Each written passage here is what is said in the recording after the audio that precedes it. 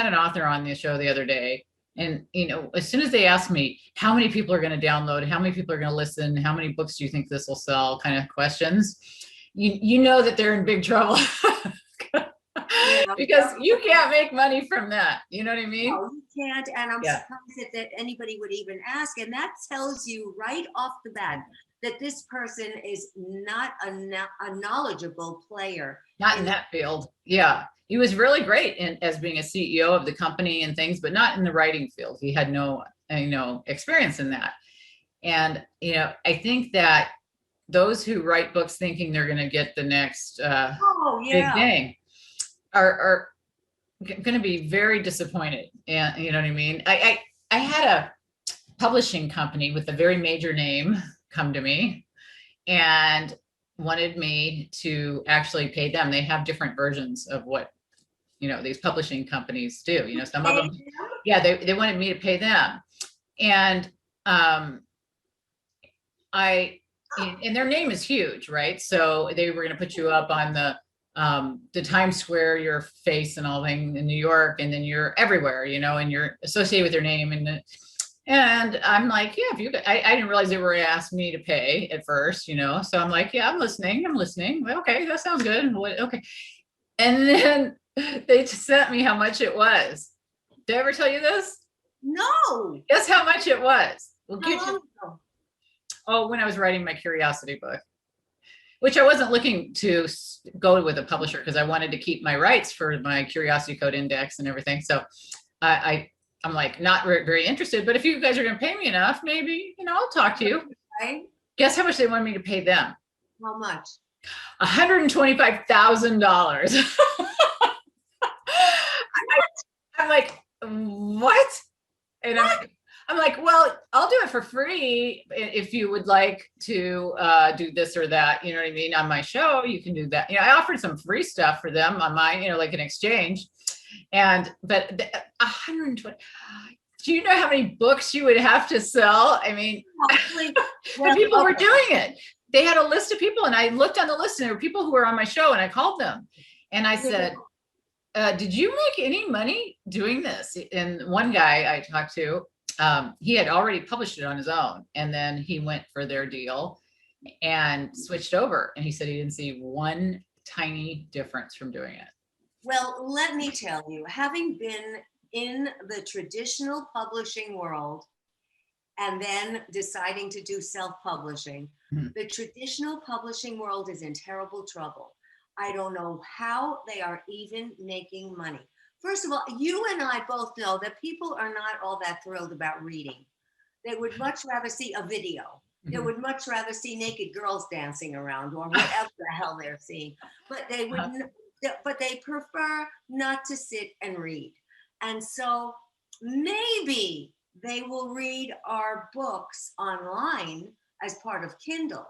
But to buy actual books, I don't know how some of these companies are still in business, frankly.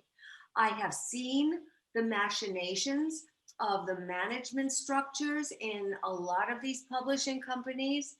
And I tell you, the right hand didn't know what the left hand was doing very often. And I was very frustrated. So when I published Amplifier Media Presence, Amplifier Brand, I knew there was not even a question. I knew that I wanted to do a self-publishing deal with myself. Because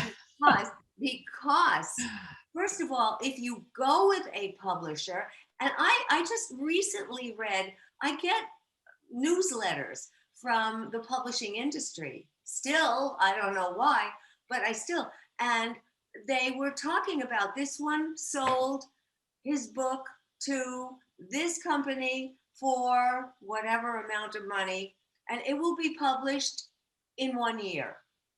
And with Amplifier Media Presence, Amplifier Brand, I knew I needed to help the people immediately who were online with their faces without any way of dealing with any of this.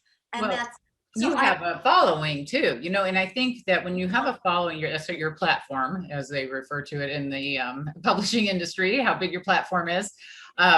Seth Godin really, I remember how much of an impact it made when he started doing self-publishing many years ago. I was blogging long time ago for different things. And I remember writing about what impact it made when he decided, well, what does he need this publisher for? He's already got all his following. He just bypassed them. And everybody since then, has started to try and create these hybrid publishing houses for people who don't want to figure out how to do the pictures or the yes, interior design or the editing or whatever it is. So I think you're seeing much more hybrids coming out and taking advantage of, because they know how to do all that stuff. I remember Seth Godin writing about why he chose to do self-publishing.